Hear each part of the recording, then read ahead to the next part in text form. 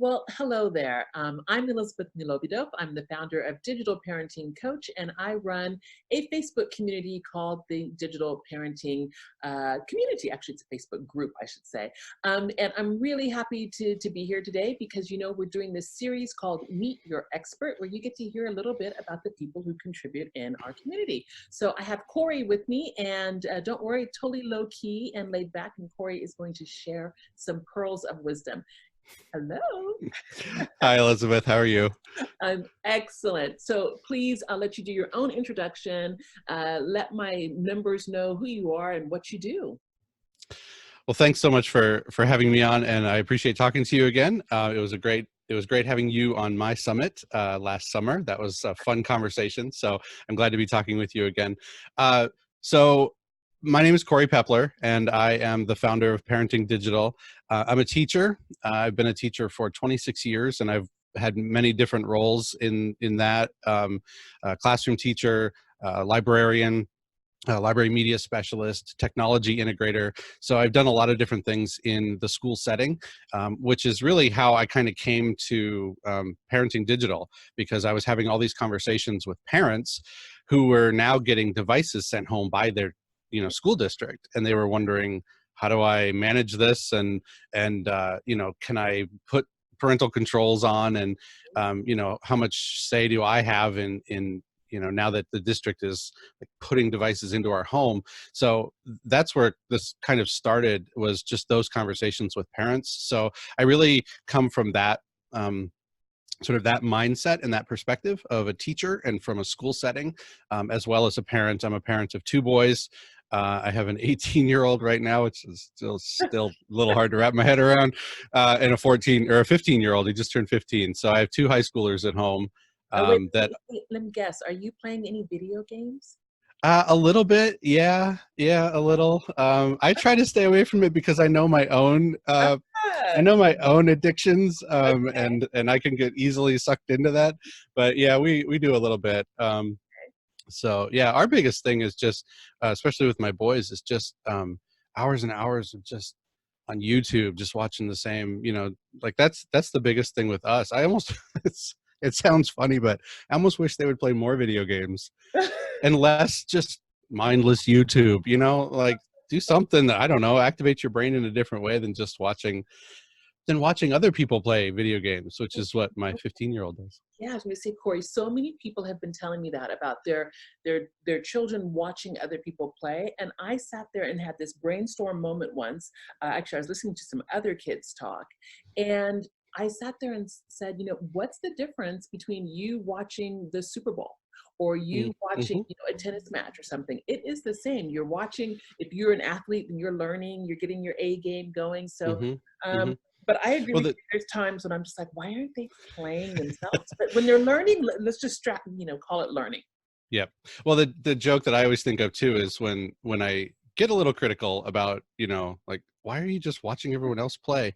It could very easily be said of me and my wife, like, why do you guys watch HGTV instead of actually remodeling your house? Like, we watch all this stuff like to live vicariously through somebody. Like, we as adults do it all the time. I'm going So to use yeah. that example. That's a good one. I So like we that. we probably need to back off our kids a little bit on that, but I think yeah. so. And so that's a perfect lead in to what are, I don't know, your top 3 tips for parents, Mm. given your background and everything else that you've been doing. Especially, I love it coming from this teacher and technology integrationist angle. What is your big one for parents? So let's just start with the biggest one. The biggest one is the I think the advice that most of us would give too, which is you need to be talking to your kids. Like, this is all about conversation. I mean, the openness of the conversation, talking just freely about technology, asking them what they're doing online, and in a non-judgmental way as much as possible, so that the 1 or 2 times we have to come in and say, knock it off, it rings, it doesn't ring like, the parents in the Peanut cartoons, the wah wah. Um, Yeah, I so I think just keeping those lines of communication open, just making sure that we're genuinely curious about what they're doing online. So the example we just used, to ask them, like, why do you watch other people playing games, and do you prefer that to playing them yourself? And just asking, just out of a curiosity, to learn. But it keeps those lines of communication open, so that when something does happen, not if, when something does happen down the line, they get, they get a nasty email, they get a nasty, Snapchat that comes through, they get something that happens that they don't know how to handle it. Their first inclination is to come to mom or dad, not their last. So I think that's the biggest one. I think the other things that we as parents need to do is just to stay informed. We don't have to be experts. None of us are experts. Actually, I was to gonna be say honest, here, yeah. yeah, and to be honest, like when you introduced me as an expert, I balk at that a little bit. Like, I am not an expert in anything, except procrastinating. But I think just staying as informed as possible, just in a general way. We don't need to know every little nuance and detail of every social media platform that's out there. Let other people do that for you, but you do just need to be up on sort of some general trends and what kids are doing. So that just comes from being open to learning and reading and staying in, on blogs and staying in Facebook communities like yours and that kind of thing. Um, and I then totally agree. I mean, the other thing is that we do need to, we do need to put some controls in place. I mean, there is that, and we can't get away from that.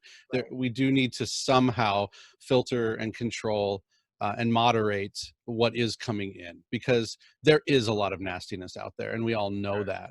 Yeah. So to just figure out the basics and put those in place, I think is, but in that order, probably. I Yeah, think. yeah, no, I like it. Yeah. I like it a lot.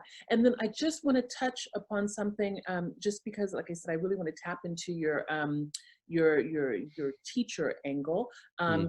Is there anything that you're telling parents with school-age children, that's different from sort of the digital parenting advice that I'm giving, or even Adam as a child psychologist, or I mean, because I know that you see something different. That's, I think, one of the richness of having different people in this group with our expertise. And I'm sorry, Cory, I beg to disagree. You are an expert. You have expertise. That's really this school angle.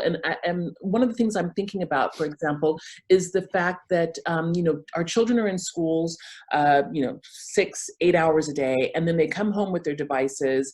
And the schools, they have their acceptable use policies. And so, how do the schools manage the fact that once the kids are at home, they're no longer on a school device, they're no longer on school Wi-Fi, and yet some of that nastiness can continue from the schoolyard to the home, and vice versa. So just kind of, something around that. Anything that that you see? I know that you have an answer. I know you do. Yeah. No, I don't know if I have an answer, but I do know it is tricky, and it muddies the water a little bit. So let's just be honest about that. If it's just devices in my own home, on my router with my cell phone plan and so on, I can, put all those things in place. But now, and we have this at home. Our freshman has a Chromebook that was given to him by the district. Okay. Now he has the disadvantage of having a really techie dad who has managed Chromebooks in a school setting before, so he can't get away with much. But I think, and at the risk of being too critical of my own industry, schools are hit and miss on this, and so some of them will put really good filtering software on that walks home with the kid, and it's when they're online at home, it's filtering them. There's some sites, filters like Securely.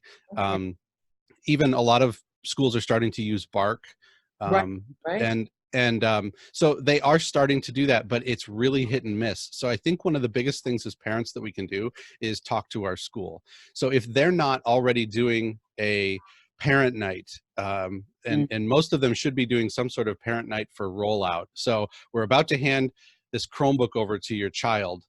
Hey, mom and dad, you have to come in and you need to be part of this before we give it to your kid. That really should happen. If Yes. it doesn't, though, make it happen. Like if it doesn't, go talk to the school, email the right people at the school, ask them the right questions and pester them. If they're not just automatically giving you that information, go seek it out. And just to be fair, a lot of times device programs, putting an iPad in every kid's hand, putting a Chromebook in every kid's hand, a lot of times those kind of fall on the technology department to do. And so these aren't teachers, and in some cases they're not parents because they're young guys. But so sometimes they're not thinking of those things, so it's not deliberate, it's not some deliberate act. It's just that they didn't think of it. They're so focused on just getting the tech working. So ask those questions. Don't be afraid to go in and say, I have a few concerns about this, could you help me understand this? And certainly if there's a open house or something like that, yeah, go to those. See, I told you, and that is something different than what our other experts have been saying, and so that just upped the game. Thank you so much. And I think I just have two more questions for you. One is, what do you say to reassure parents that they're on the right track? And after that, we'll segue into some of your resources to help parents. So what would you tell parents? I think the biggest thing is none of us are experts on this. I'm going to go back to the expert thing. Like, this is new for all of us. So there's a lot of parents that feel totally overwhelmed, and they feel like they don't know anything, and their kids know everything. And you know what? All of us feel like that. Like, even those of us that sort of live in the technology world, all of us are feeling that way. So that's a perfectly normal response. We're all trying to figure this out. So I think one of the best things that you can do, and this gets into the resources a little bit, but one of the best things you can do is just find a community or communities, find other people, either physically or, so if you're in like a mom's group at church or something, like, start talking about this, because you are not the only one who is, concerned about these things.